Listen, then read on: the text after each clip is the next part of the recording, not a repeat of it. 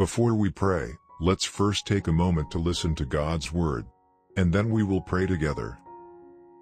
Heavenly Father, I come before you this morning with a heart full of hope.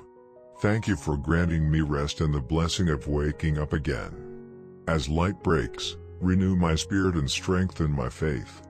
Lord Jesus, touch my wounds, physical, mental, and spiritual, and bring your healing hand upon me. Where there is pain, let there be peace. Where there is fear, let there be trust. Where there is doubt, let there be confidence in your unending love. Guide me with your light. Holy Spirit, dwell in this day with me.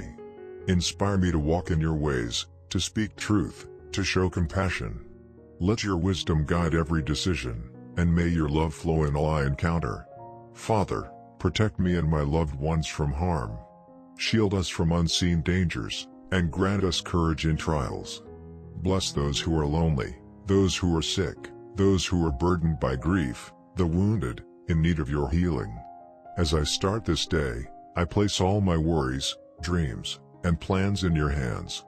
May each step I take reflect your grace, and may all I do bring glory to your mighty name.